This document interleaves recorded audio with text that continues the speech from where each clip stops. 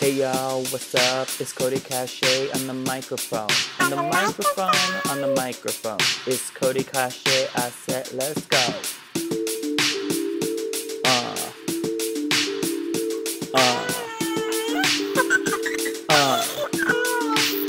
Let's go. Welcome back to Come With Cachet. I am your host, Cody Cachet. Thank you so much for joining me. Couldn't be happier that you're here with me on my birthday. Today is December 3rd, 2018. We're wrapping up this year, if you know what I mean. Okay, let's turn this shit off. Okay. Okay, wow. Okay, I'm still trying to figure everything out back here. How to make the song go, how to talk, hitting all the right buttons, and making the speaker sound.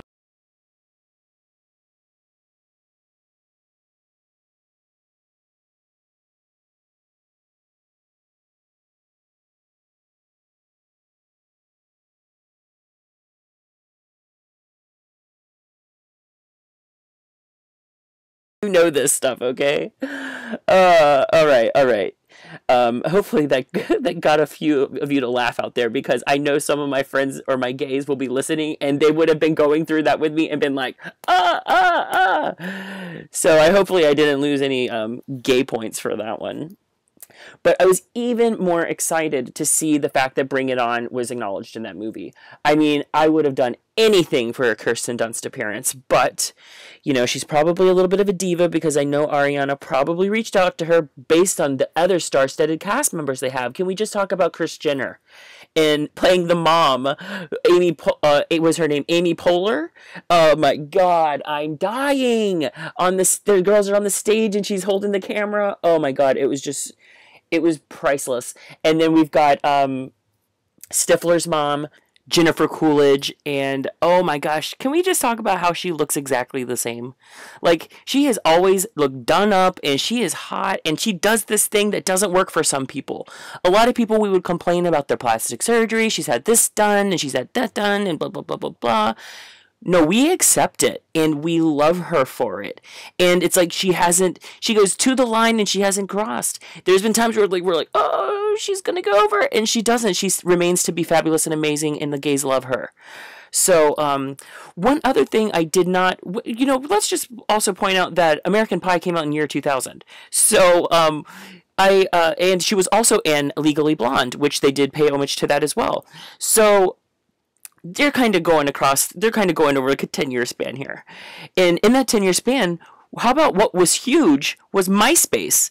I was so shocked that they didn't do any recognition towards MySpace at the time.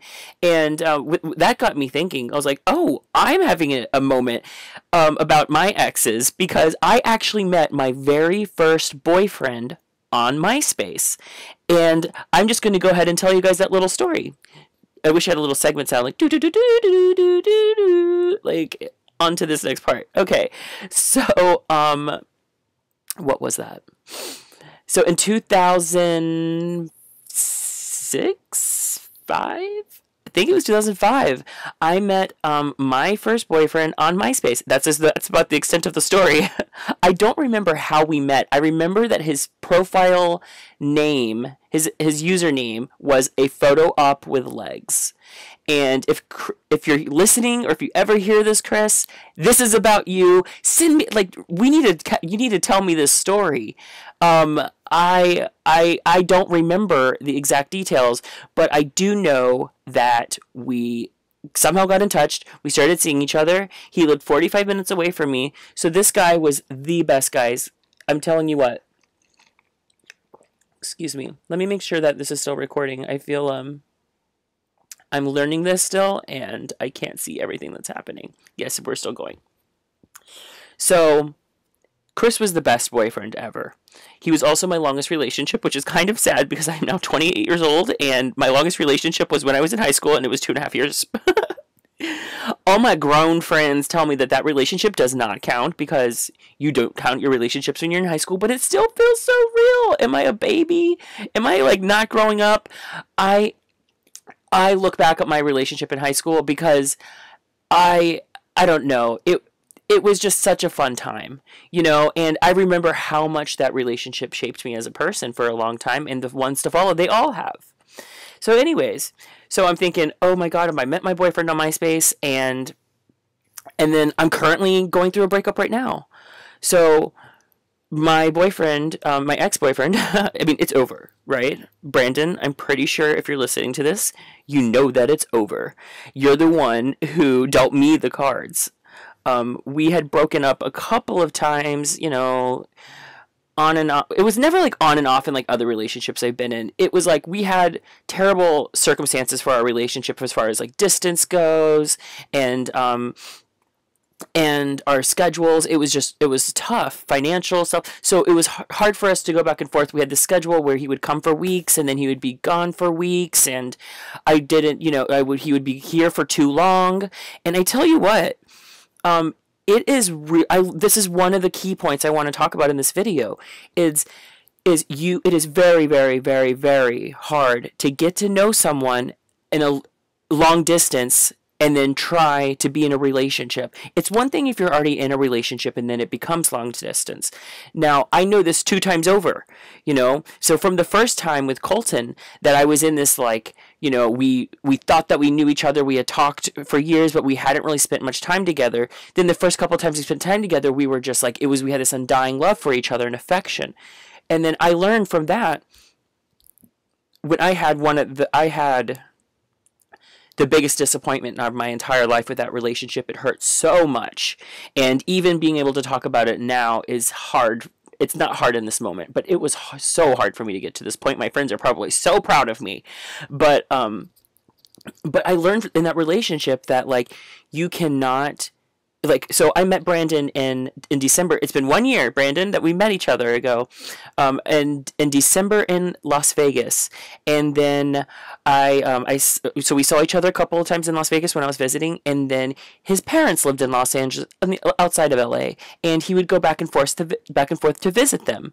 And then he also played poker in Los Angeles because they had really good hands, or really good, the tables are good out here apparently. So he would come back and forth for work and for visiting, and then so I would get like long doses of him where I would get like him for like 2 weeks, and then he would be gone for like a month and a half. And I was going crazy.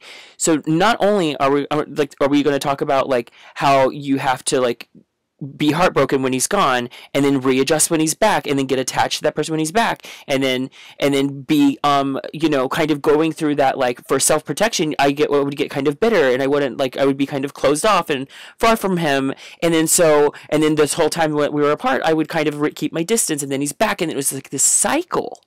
Okay, and on top of that, we're getting to know each other. So, you know, I'm not having a normal courting phase where, you know, I get to see him a couple times a week. We get to warm up to each other. You know, we get to hang out once a day, you know, and he gets to go home, you know, or have an overnight. No, this is like, I have him all week or all weekend, and then he would go spend a few days with his parents and then be back. And then, you know, you can't push him away because you feel so bad, you know, because you wanted this time with them. Like, it's confusing to your brain, even though you might understand why. It's like, oh, I'm overwhelmed, you're annoying me, I need my space, you know, whatever it may be. And then you also just kind of feel bad because you know in 2 weeks you're going to be missing his ass. So, I could do a whole episode on, excuse me.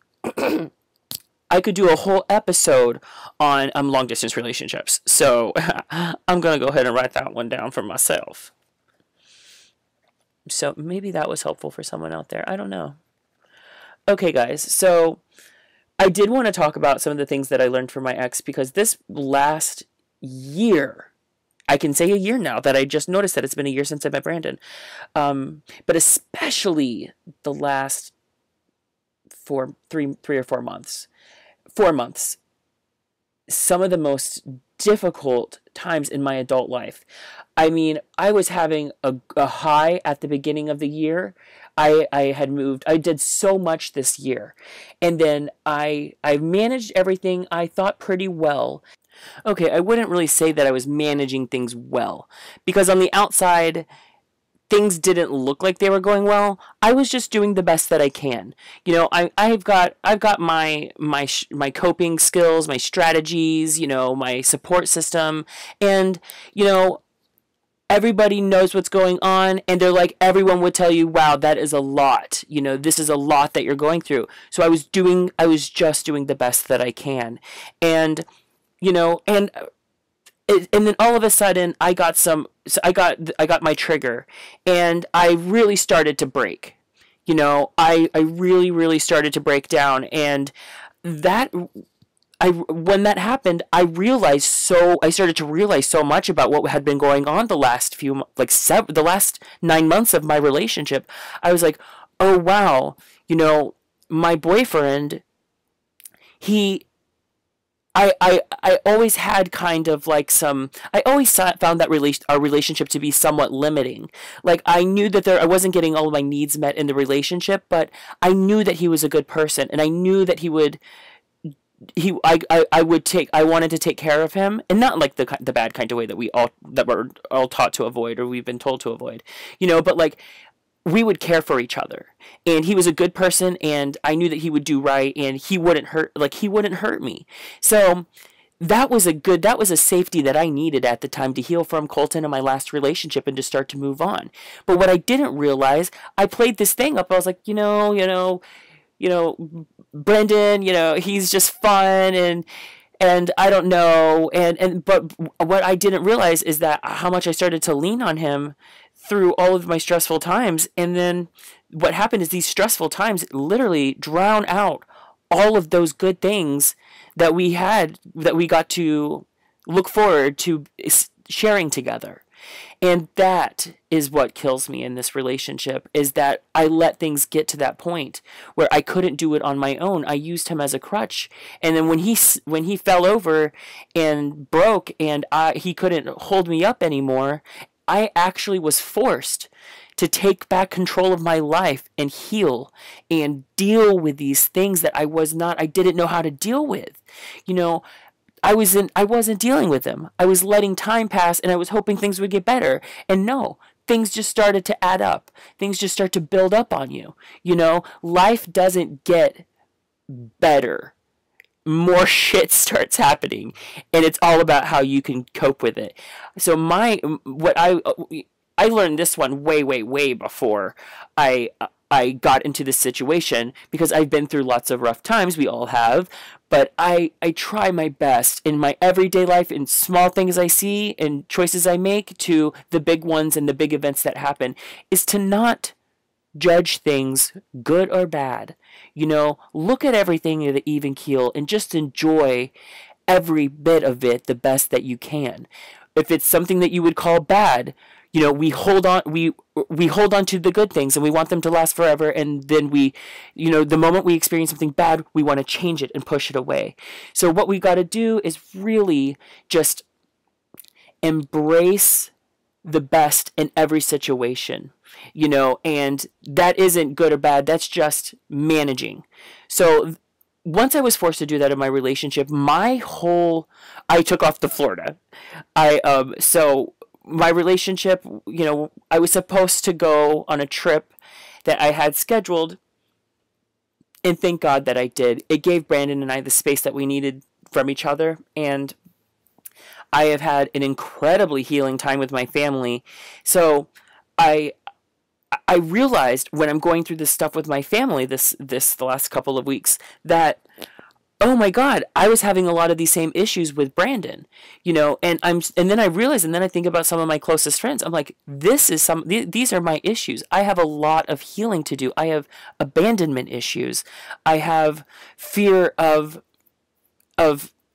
like, I have a self-hatred that comes out of not getting gratification or approval from others.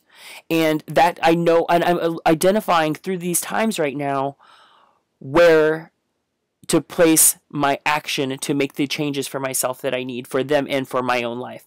One of the hardest things about my life is that I am loyal to a fault. I used to cheat on my earlier boyfriends, that, you know, the one that I mentioned, you know, and it makes me sad. That's not what I was going to say. But I used to cheat on them, so I never thought that I was loyal or honest for a long time. And I earned those words back with myself to be able to say I am loyal and I am honest. And now I'm seeing I will never find loyalty to be a fault because I always believe in healthy boundaries with people. I think they can be established, but I am loyal to that. I mean, I will push people away. I will drive them away. But at the end of the day, I always come back and I'm always there for you. I will always say sorry. I will always do the right thing. And it makes me sad that a lot of the closest people in my life, mostly just relationships, and then some friends who, needed to go anyways. But, they end our relationship and they don't look back. And I'm always there. I'm always apologizing for whatever I did. I'm trying to get them back. I want them to allow me to be part of their life. And, part of this relationship, I realized that in the stuff with my family is that, there is a time where I will always leave. That's who I am. I will always leave the door open. But I don't have to fight for that approval, for them to say, yes, you can come back in my life. I don't have to fight for that anymore. I don't have to do it. And I fought this with Colton. I fought this with my ex-boyfriends, every single one of them. And my friends have told me, this is something that you need to deal with your relationships, with your friends. I had a friend throw me into moving traffic 2 years ago in Los Angeles. And I deleted her and I blocked her. And I said, that bitch is not coming anywhere near me. And then a year passed. I unblocked her. I wrote her a message and I apologized for what I did that night that angered her, even though it did not warrant that kind of behavior. It should never. And I'm the one trying to set up play dates, and that this was months ago, and I'm just like, this is that kind of behavior that I'm working to stop, and thank goodness that's where I'm at today. Okay, I don't really know where I'm at on the time mark. I've got lots of notes here, and maybe I'll save them for next time. I just want to thank everyone for tuning in, and have a happy holiday as we approach the holiday season. Enjoy the holiday season, and I love you all so much. I'll see you next time, okay? Cachet out.